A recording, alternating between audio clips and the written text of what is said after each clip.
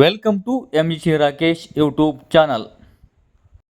ಇವತ್ತು ನಾವು ಒಂದು ವಿಭಿನ್ನವಾದ ಸಂಚಿಕೆಯೊಂದಿಗೆ ನಿಮ್ಮ ಮುಂದಿದ್ದೇವೆ. ಈ ಆಗಸ್ಟ್ ತಿಂಗಳ ಸಮಯದಲ್ಲಿ ಕರಾವಳಿ ಭಾಗದ ಕೆಲವೊಂದು ಪ್ರದೇಶಗಳಲ್ಲಿ ಚಿಕ್ಕಮೇಳ ಎಂಬ ಯಕ್ಷಗಾನ ಮೇಳದವರು ಮನೆ ಮನೆಗೆ ಹೋಗಿ ಸಣ್ಣ ಕಿರು ಯಕ್ಷಗಾನ ಪ್ರದರ್ಶನವನ್ನು ನೀಡುತ್ತಾರೆ.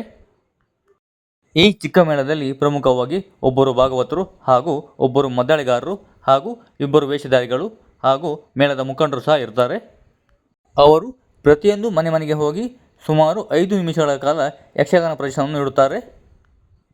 ಬನ್ನಿ ನಾವೀಗ ಉಡುಪಿ ಜಿಲ್ಲೆ ಬ್ರಹ್ಮಾವರ ತಾಲೂಕಿನ ವಡ್ಡಸೆ ಗ್ರಾಮದ MGCಯಲ್ಲಿರುವಂಥ ಒಂದೆರಡು ಮನೆಯ ಯಕ್ಷಗಾನ ಪ್ರದರ್ಶನದ ಸೇವೆಯನ್ನು ನೋಡೋಣ. ಮೊದಲು ತಾವೇ ತಂದಿರುವಂಥ ಗಣಪತಿ ವಿಗ್ರಹಕ್ಕೆ ಪೂಜೆಯನ್ನು ಮಾಡುತ್ತಾ ಯಕ್ಷಗಾನವನ್ನು ಪ್ರಾರಂಭ ಮಾಡುತ್ತಾರೆ ಮತ್ತು ಪ್ರತಿಯೊಬ್ಬರು ಮನೆಯವರು ಎಷ್ಟೇ ಕಾಣಿಕೆಯನ್ನು ಕೊಟ್ಟರೂ ಸಹ ಅವರು ಸ್ವೀಕರಿಸಿ ಮುಂದಿನ ಮನೆಯತ್ತ ತಮ್ಮ ಪಯಣವನ್ನು ಆರಂಭಿಸುತ್ತಾರೆ.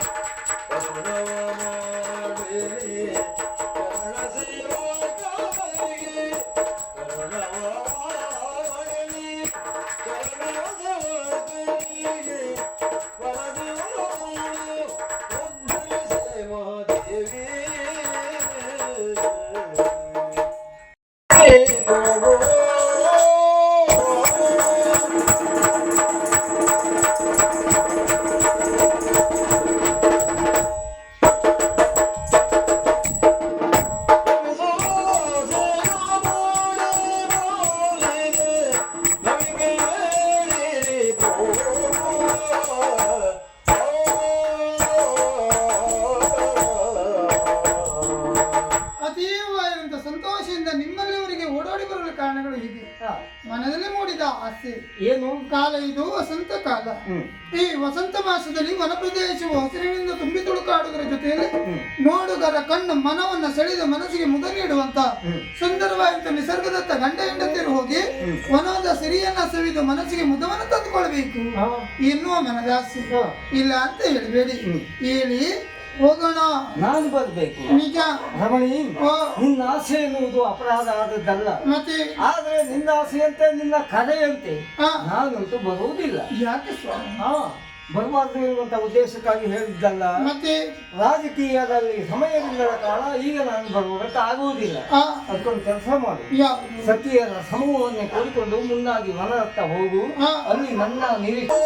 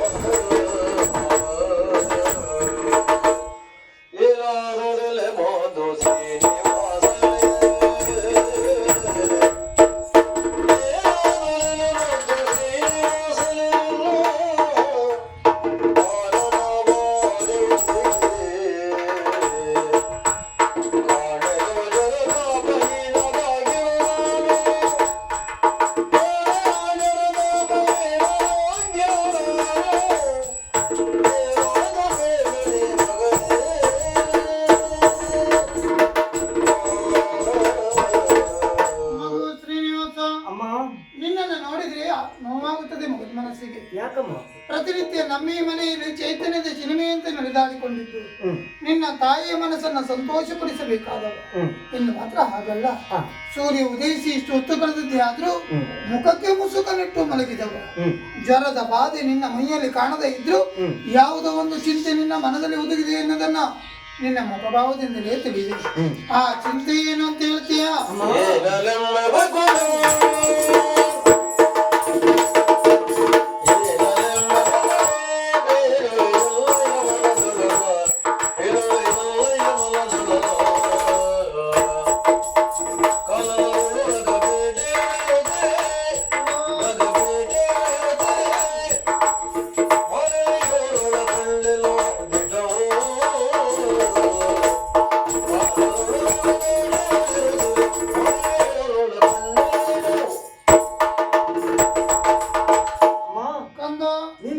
ನಿನ್ನೆಯ ದಿನ ಆ, ಮನದ ಬೇಸರವನ್ನು ದೂರ ಮಾಡಿಕೊಳ್ಳುವ ಈ ಕಾಡಿಗೆ ಬರಬೇಕೆಂದು ಹೋದವನು ನಾನು. ಸರಿ. ಬೇಟೆ ಆಡುತ್ತಾ ಇರುವಾಗ ಕಾಡಿನ ಮಧ್ಯದಲ್ಲಿ ಚಂದದ ಹೆಣ್ಣೊಬ್ಬಳನ್ನು ನಾನು ಕಂಡೆ. ಹೌದಾ? ಅವಳ ಸೌಂದರ್ಯವನ್ನು ಕಂಡು ಮರುಗೊಂಡೆ. ಅವಳ ಪರಿಚಯಕ್ಕಾಗಿ ಪ್ರಶ್ನೆಯನ್ನು ಇಟ್ಟಾಗ ಅವಳ ಯಾರಂತೆ ಗೊತ್ತಾ?